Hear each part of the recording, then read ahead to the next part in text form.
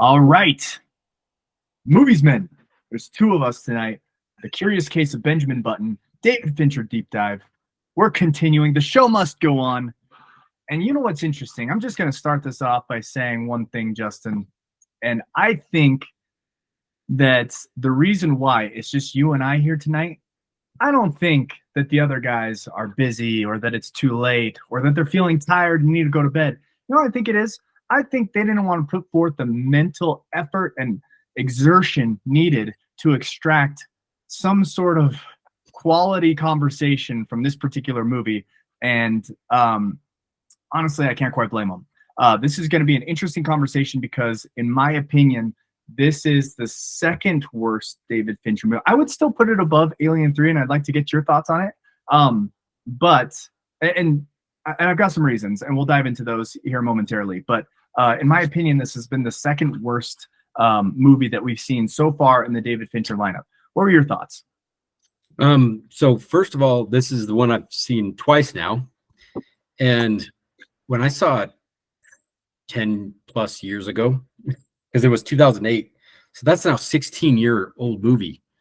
I was wondering, I'm like, well, I was okay, and then I watched it. I'm like, no wonder why I didn't have any real memories of the movie.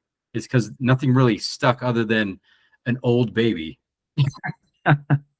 So the premise of him going backwards is like, wow, this is depressing. And I think the line was, whether you start young or old, on both sides of the spectrum, you end up in diapers. That was said in the movie, right? She said something like, you end up in diapers either way. Yeah. So it was just depressing because he could never actually connect with anybody. And he connected, the end montage, like the last hour of this almost 3-hour movie was like, okay. So since like the World War II, the boat scene, that was like the middle of the movie almost. That was the best part of the movie, I felt. And maybe I'm saying it's because it's World War II and it's shooting guns and like people dying in somebody's arms, and the artist boat captain is shot to pieces. Yeah. It was kind of downhill on both sides from that point. Dude, it's funny you say that. I literally, and whether or not you believe me, this is absolutely true. I watched this movie in 3 sittings. I kept falling asleep.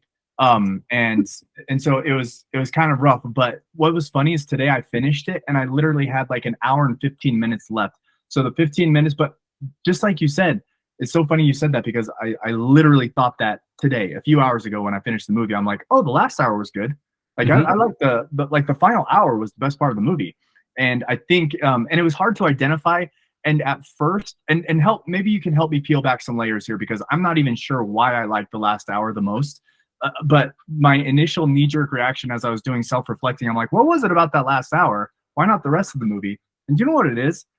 I think the first thing that came to my mind, the first knee-jerk reaction was, I think I just have a little bit of a man crush on Brad Pitt. And the fact that he looked so old and decrepit throughout the whole movie, and the makeup and the CGI, which, it won an Oscar for that, that sort of stuff. So, kudos to David Fincher for the Oscar, but it just wasn't aesthetically pleasing. It just wasn't like interesting for my eyes, even though it was sort of interesting for my mind. But then when Brad Pitt shows up, the Brad Pitt that we've talked about, the Brad Pitt that has that screen presence, that has that charismatic ability, the facial expressions and the suave and the charm and everything else. Like when he starts to shine, it's that last hour. And he's like, when he's in his 40s or whatever, that's when he becomes the Brad Pitt that we know and love. The Brad Pitt that, David Fincher has worked with 3 times now, right? He's Benjamin Button, you got Fight Club, and you got Seven. And that's kind of cool, that they jive together. I spoke about that on a previous episode. But yeah, I'm like, is that it? Am I that shallow that I just needed to see the version of Brad Pitt that I'm used to in order to enjoy the movie? And again, that was my knee-jerk reaction. I've had some thoughts since then that I think I can identify why I like that final hour the most. But why would you say you like the final hour? I think it's because the first 2 hours or hour and a half or whatever, he wasn't really doing much other than listening to old people. Yeah, that's a good And point. so when he finally, the last hour is his youth. Mm. And we don't go to, I'm sorry, but we don't go to movies to see old people shuffling around for 2 hours. It's just, it, I mean, we're all going to be there one day, but that movie is called Secondhand Lions, and they did it better. Yeah, Right? The yeah. other thing is, I felt like this movie was the timepiece, but Forrest Gump did it better. Mm. So, like, this was like trying to ride the coattails of those kind of movies, and it appealed to a lot because it won an Oscar. But as far as holding the attention of us movie men, it felt like a film, not a movie. Yeah, and that might even be too gracious. And keep in mind, as far as I know, I could be wrong. I just glanced at IMDb quickly, a couple hours ago, just to get some references and stuff. And I think it won an Oscar for best visual effects or best special effects or something like that. But notice it didn't win. Correct me if I'm wrong. I don't think it won an Oscar for best picture or best screenplay or best writing. Like the other components, the other elements that usually make a movie great, best actor, best supporting actor. I don't think it had any of those.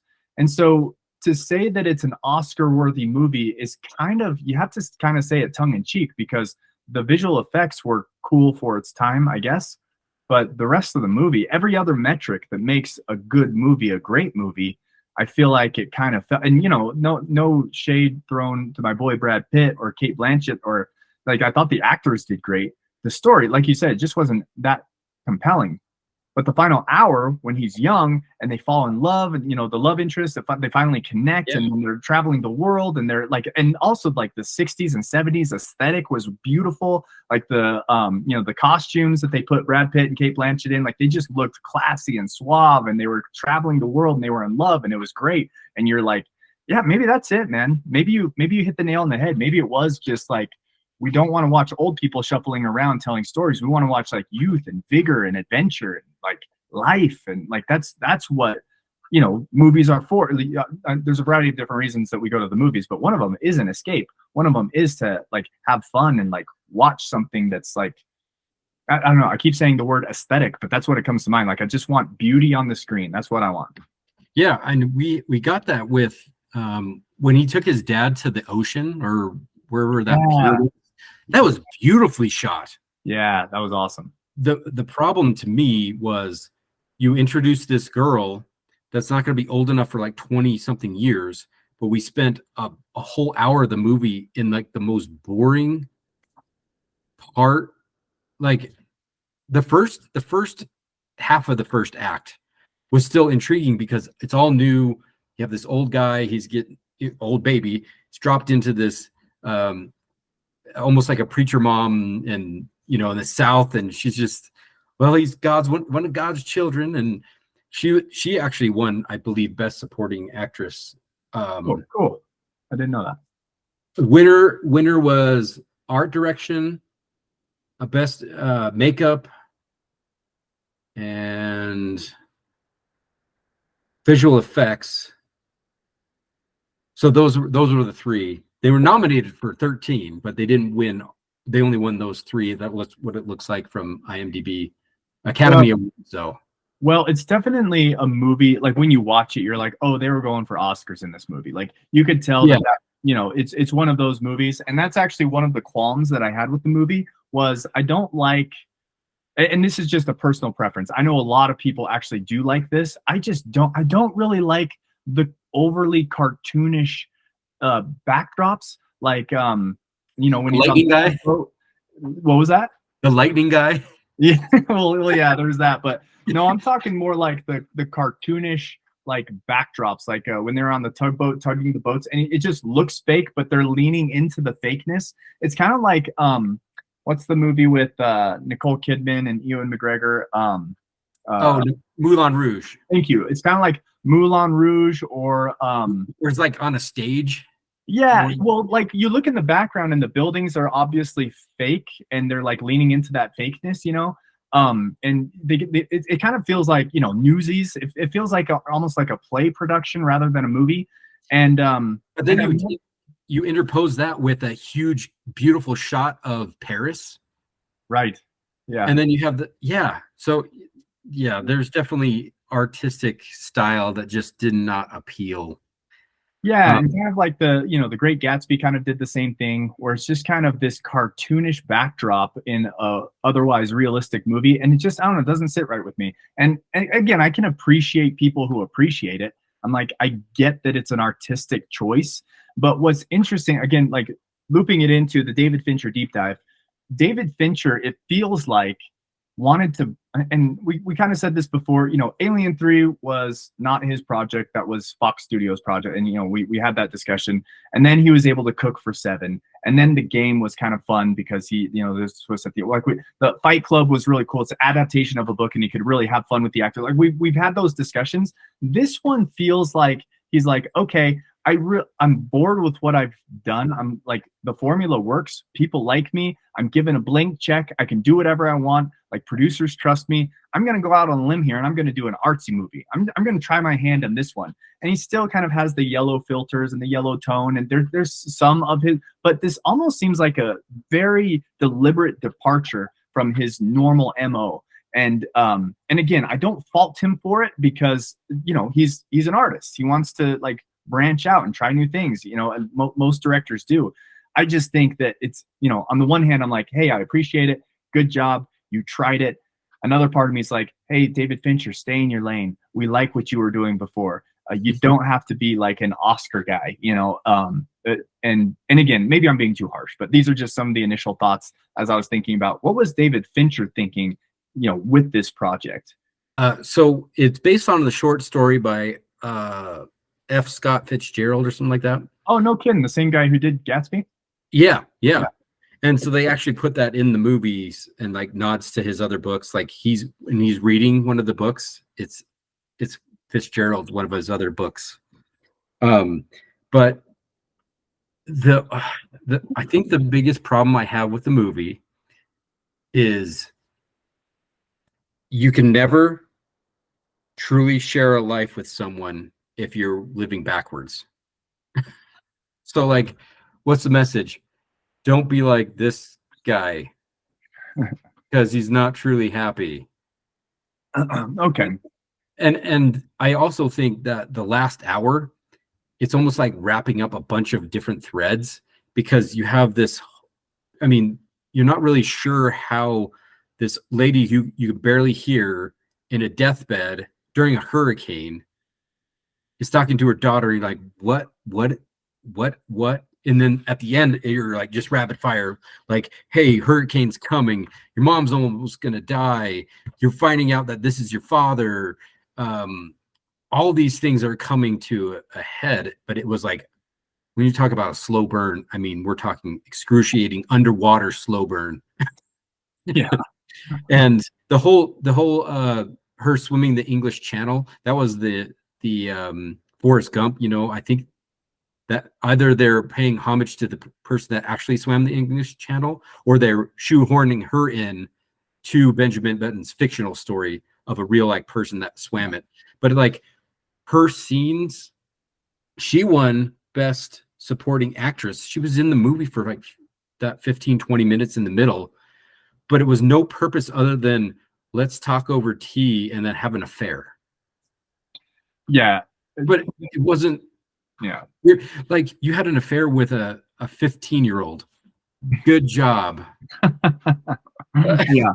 Okay. So, yeah, I've got a couple things to add there. It did feel like, even though I enjoyed the last hour the most, the last, 15 minutes felt so rushed. And I'm like, couldn't you have built that up a little bit more and cut some of the first stuff that was like really boring? Like you said, sitting over tea, like that ate up so much movie time. And I would have liked to see them in love more, or I would have liked to see them explore why he decided to leave eventually even more. Like that seemed almost rushed. Like even she was saying, like his wife, or I guess they weren't married, but like Kate Blanchett's character was saying that like that she was okay with it. She's like you said, either way you end up in diapers, and she's like, it'll be okay. Like we'll explain it to our kid, everything. And he just like despite her being perfectly okay with it and encouraging him and wanting him to say, he still decided to. That just felt like that felt forced. It felt unnatural. Didn't feel like it was consistent with his character or consistent with where the story was trying to lead us. And it gave us just a little bit of satisfaction with the fact that he like shows up as like looking like a teenager at the dance studio, and then she like, helps him when he has dementia and he's like a little kid. So it did scratch that itch a little. I thought when he rode off on the motorcycle, I'm like, is that it? Is that? And then you get the flashes of him like traveling the world and stuff, and I'm like, all right, I could be sort of okay with it. But then they scratched that because I'm like, I want closure. So they scratched that itch just a little bit with like the final, 7 or 8 minutes of her just seeing him off to death, But they could have really like baked that felt like an uncooked. It felt like half baked. The ending. I wanted more of that and less of tea time with what's her face, Yeah. So yeah, it was just, I don't know. It kind of felt disjointed and forced in that way. Yeah, because I love that montage at the end where he's David Fincher is showing all the people in his life and the kind of like the life lessons he learned from each person. But it was like, if not all of those people got equal film time. Right. And that's the balance that we were missing, is that Kate Blanchett was in the middle and in the end. And that I think for the most part worked. I wish it would have been like 5 years old. She would have been 5 years old before he left and be like, I'm getting too young for this. But like year one is like, yeah, I love you, but I don't love you or my daughter enough to stick around. It's like you weren't having dementia yet. You weren't showing any signs. When you see the signs, I could understand it, but it just didn't make sense for him to leave at year one. Even if that's where the movie wanted to go, like let's say the short story from Fitzgerald or whatever, even if that's where the story needed to go, it could have been done better. Like that scene where she's looking out the window and he's got his arm around his daughter, like that tugged on my heartstrings. And if they would have done more of that, a tear might have fallen from my eye. Like, let us bask in that for just a little bit longer. Like that was like a powerful moment. And then when he leaves, it would be extra heart-wrenching. But everything was just, it's almost like, in the editing room, David Fincher was so careful of like, oh, we need to add that. Oh, this will be good. And then all of a sudden the studio called. They're like, our release date is in a month. Are you done with this? And he's like, gotta go. Like, let's wrap this up. Like, it felt like that. It felt like the ending was rushed. It felt like it was edited too quickly. It felt disjointed. It felt unnatural. It didn't feel like it was consistent with his character. And I wanted to feel more. It made me feel a little bit, but I wanted to feel more. And that's the part of the movie that made me feel the most, not the first 2/3. And so again, I'm kind of sounding like a broken record at this point, but like that ending could have been better. And I liked it. I liked the ending. I just feel like, spend less time with the first part and like really let that last part really like let us marinate in those emotions a little bit longer. And because she was confused, which I guess you're supposed to feel confused as well as an audience member. It's like, why would he leave? That doesn't make very much sense. And so, it adds a little bit of drama, adds a little bit of flair, but they really could, like you said, like wait a couple of years, because it for a less intelligent, less introspective audience, they might think that he's just a deadbeat dad. And I don't think that's the character they were going for. And his, letters and his journal entries and everything kind of adds context to that. But on its face, oh, he leaves before she's a year old because he doesn't want her to have any memory of him. That looks like a deadbeat dad. And now all of a sudden, the empathy that was building for this character, like a huge chunk of that empathy has been stripped away. And then the mom withholding that until her deathbed, like that didn't make any sense. Yeah, it didn't make any sense. It's like, yeah, remember that guy that you met like 25 years ago that you barely even remember? Yeah, that was your dad. Well, I don't remember him. Well, that's how he wanted it. Or like, where was his daughter when he was a baby? Because I would have loved to have seen the daughter with the baby father. That'd be interesting. Those kind of dynamics were at the end, because you develop so much in your youth. Like you've seen it with Vega. Your little ones, especially the first one, the time is like stretched out in your mind. But when you have a second one, it's like And the third one, just you're already at this stage and this stage and this stage. So to have his development, I understand kind of, his old young self and going to the church and having the pastor hit him and stand up. Those were all good. I was there. It was his middle third that was just super elongated until he actually went to war. That just there's no substance when all of it is in the beginning and the end and not so much in the middle. Well, also the most interesting part about the movie, obviously, is that like the curious case that he's aging backwards, and they really leaned into that hard at the beginning, and then they just stayed there. Like he was an old man for so long. I was waiting for Brad Pitt to show up, but my point in saying that is that was very interesting. An old man baby, and then like you said, like the the church scene when he's just like a little kid, and a toddler in like an old geezer's body. Also, even his interaction with the younger version of Kate Blanchett when they're like in the tent and he's like this old man who's like a 6-year-old really, and and it kind of causes this conflict in you as an audience member because you're like, oh, old men and little kids shouldn't be hanging out together in the middle of the night in a tent, but he's just a little kid, so it kind of like played this like, mind warp with you, and you're like, that's this weird. And then it also, again, the empathy piece, people who didn't know that he was a little kid and see that, they think he's a creep, and so now he's got to deal with that component, like that emotional component. I thought that was very interesting, very compelling, and I wish that, like you said, instead of spending so much time in the middle, like let us explore those interesting components on the downside instead of just montaging us through it. Like I really wanted to like a 6-year-old looking kid to be married to an old woman, and for him to have maturity and to be raising a kid. That could have been so interesting, but they just rushed it. They montaged through it and wrapped it up with a bow and said, here's the movie. And I'm like, I wanted to explore that a little bit more too. Like, what are the weird intricacies and weird like looks and stares that society would give them that didn't understand the full context. And one more note on this piece before I'll pass it back to you, Justin. One criticism I had of the movie, and again, this isn't a huge glaring criticism, it's probably an artistic choice, but I was surprised that they didn't lean into people who observed Benjamin Button and realized what he was. They all were like way too unsurprised. Yeah. Like it was almost like they were like, oh, Benjamin, that's you. Come here for a hug. And it's like, I would be floored. I would be, what? Like part of the suspense of when we have, I think it's called Fish Out of Water, right? Yeah. Where you put somebody in like a Roman that comes to Kate and Leopold, where you have an old guy coming into present or present coming into an older situation. And like, all the interactions are, oh, that's what would happen. But this one, there was very few people that were even surprised. Like his dad from afar was just like, hey, yep, that's my son over there. And there was nobody, even his love interest didn't really find it too. She's like, oh, well, I guess this is it. There was no, oh my gosh, this is happening. There was none of that. It was just everybody took it for granted. It wasn't a curious case because nobody was curious.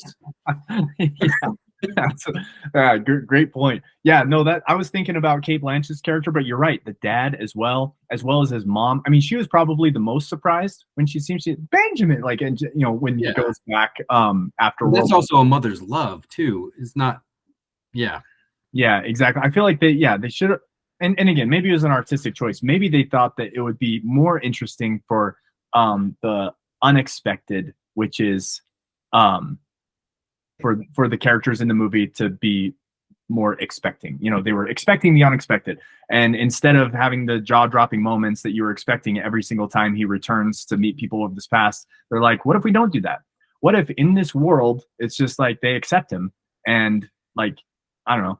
Again, maybe it's an artistic choice, or maybe it was a flub. I was just surprised. It kind of, I don't know. I think it took me out of the movie for a couple times where I'm like, really? They're not more surprised that he's just getting younger and more handsome? Like that would be shocking to me. But again, artistic liberties. I don't know what the purpose of that was, but I feel like that was kind of detrimental to the movie instead of you know, helping the movie. Go So ahead. there's a few things as far as we want to get the nuance and metaphors out of the way. Hurricanes move counterclockwise, just like the clock, and hummingbirds fly backwards. And so that's why the hummingbird and the hurricanes were used in the movie. Very cool. Very So cool. um, One thing I was gonna say earlier, you just reminded me because you said I don't really know what the point of the movie was because it was just kind of depressing. Like it just like it just kind of highlights the depressing truths of what life is if you focus on those depressing moments. And instead of focusing on the middle, we were constantly reminded through the movie that there was a depression. Like at the beginning of the movie, you're like, oh, that poor kid. But thankfully, we knew that he would grow out of it, like all of the arthritis, the cataracts, everything that happens with old. Like we knew, going into it, that was like the premise of the movie. And so you're waiting for that to happen, and then he gets to and then he gets dementia as a kid, and then it's also sad. I would say that there were some good messages in the movie. What you just said about like the metaphors, I think is really interesting. Just in terms of the symbolism of the movie, I always find that interesting. It's a layer of interest in a movie. But also, I thought that there was a lot of really good narration and oration, I guess, when at the end when he's giving his daughter advice on how to live like a full and rich life. I really like that message. And again, I don't have any of the lines memorized, but I was like, that was very poetic and it was motivational, and tying it in with the scenery that you were seeing Brad Pitt, in all these different countries doing like menial tasks and interacting with these, like these tribes and these different peoples and these different cultures as he's giving his daughter advice on how to really, pull the most you can out of this experience we call life, because it ends for everybody. And that was just extra poetic because his life was so unique. I thought that was pretty powerful. Again, they didn't lean too heavily into it for it to be like the main theme of the movie, but I thought it was a nice little capstone at the end. Yeah. I'm good platitudes. And you could tell, like I said, from the montage of all the stuff he learned from other people, that it was really good, timeless idioms that he learned. But the problem is none of it is catchy enough to even remember, even though we saw it like less than 24 hours ago. Right. Whereas Fight Club, you could probably quote half the movie, and you've only seen it a few times or once, and you could still quote it. Yeah. And I think that's the problem is David Fincher movies, even if you go back to The Game, it makes your mind think. Yeah.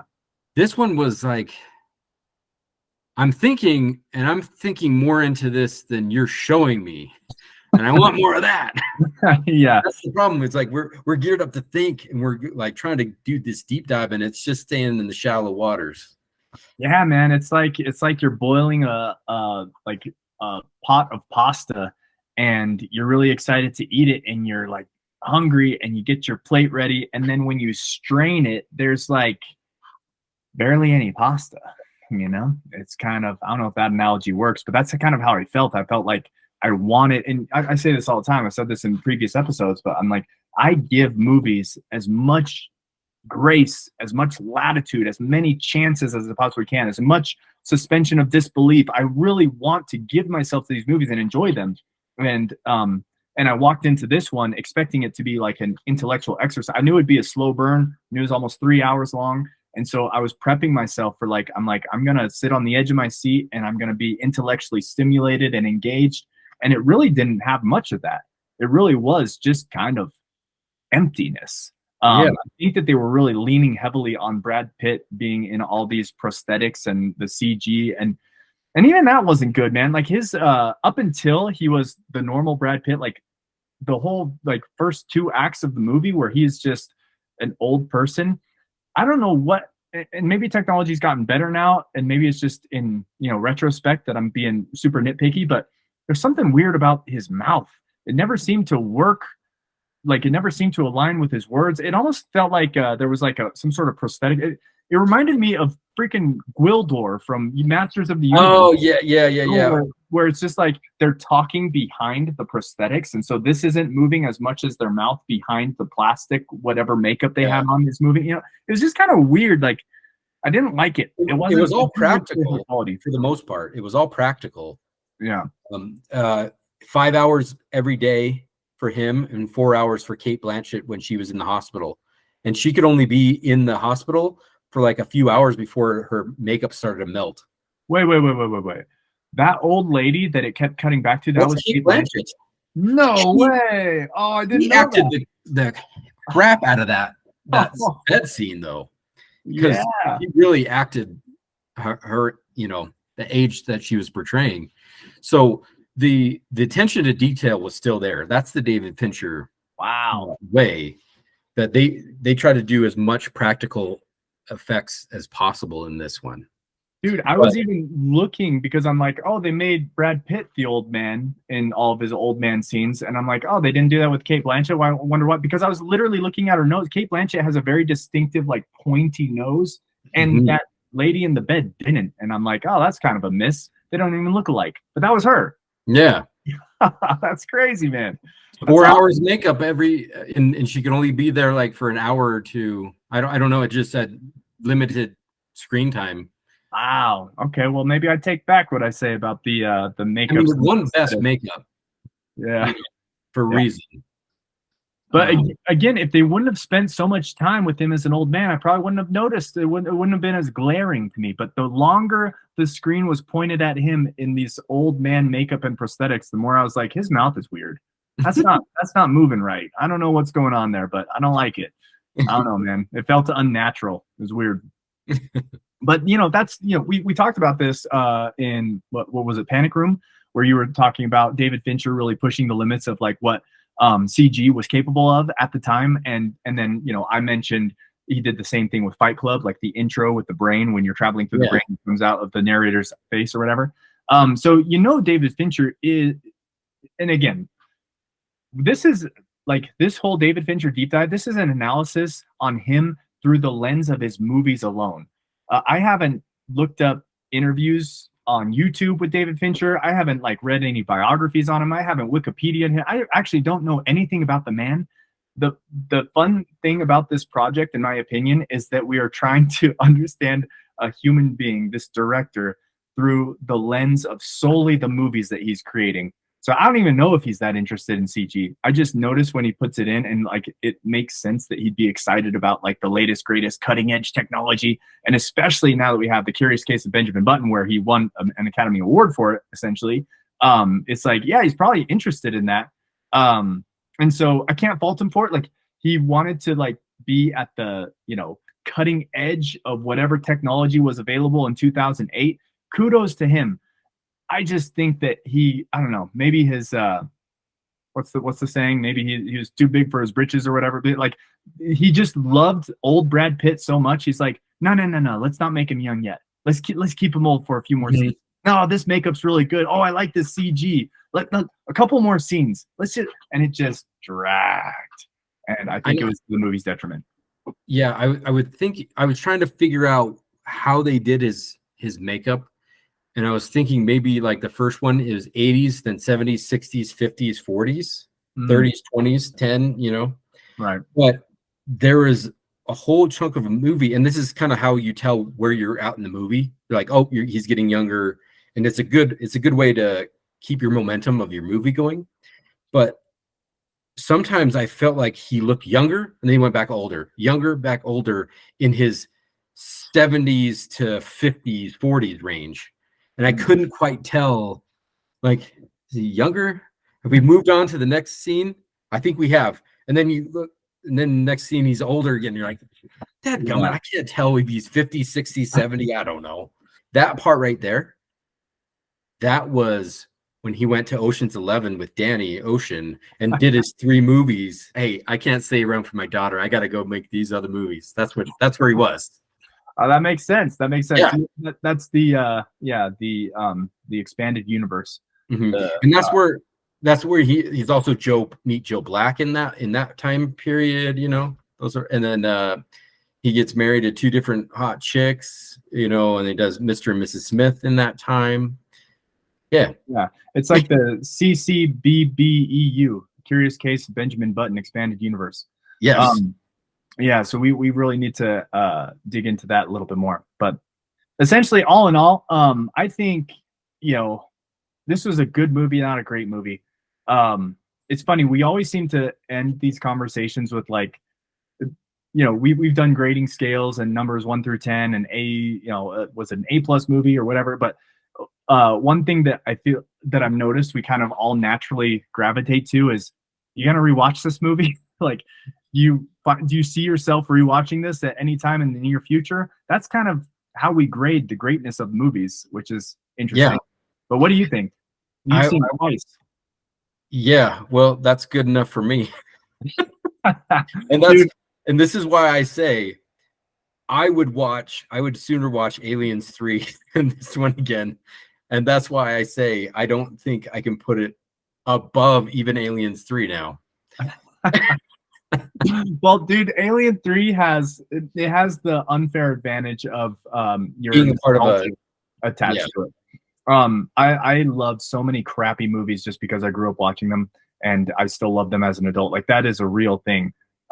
So we got to factor that in. But just on the merits itself, I can see myself watching this movie again, like maybe when my kids are older and, you know, they're doing it, you know, maybe they're watching these conversations that we had and they want context, and, you know, I'll sit down and watch Benjamin Button with my kid when he's a teenager, you know. But personally, I would watch the last hour again. I really do want to capture some of those platitudes towards the end. I thought that was pretty cool. But I was going to say, I'd make sure my kids had watched the first 2 hours, and then I'd come in for the last hour. There you go. That's the move. That's the move. Yeah. Good call. Yeah. So I mean, I'll watch it probably 1 or 2 more times in my life. It's kind of sad, isn't it, to think? But that's it. I like it for the reasons that we discussed in this conversation. They kind of botched the movie. It could have been way better, in my opinion. Yeah. So, missed opportunities. At least from our point of view, critics saw it differently and thought it was the best thing since sliced bread and Swiss cheese, but it just lacked the pizzazz of Brad Pitt that we were accustomed to. Yeah. And it was acted well. I thought the supporting cast throughout was very good. Like, yeah. Very good. Like, oh, that guy's in it. Oh, that guy's in it. Oh, that guy's in it. Yeah. And the supporting cast, the 1970s vibe, 60s vibe, 50s vibe, they nailed all that. It was just, you didn't care exactly about the main character, and it wasn't as curious as it should have been. And that's my final thoughts. That's a great way to end this. The Curious Case of Benjamin Button wasn't as curious as it should have been. Yeah, I agree, man. Cool. Well, let's wrap it up there. Thanks for joining, Justin. Appreciate it. I'll get this. We'll get this to the other guys so they can weigh in and perhaps contextualize future conversations based on the conversation you and I have had here today. So with that, let's sign off. Have a good night, man. All right, and I'm going to get a liquid death at the end of this. Parched. It wouldn't be a Moviesman chat if you didn't. See you, Justin. All right. Bye.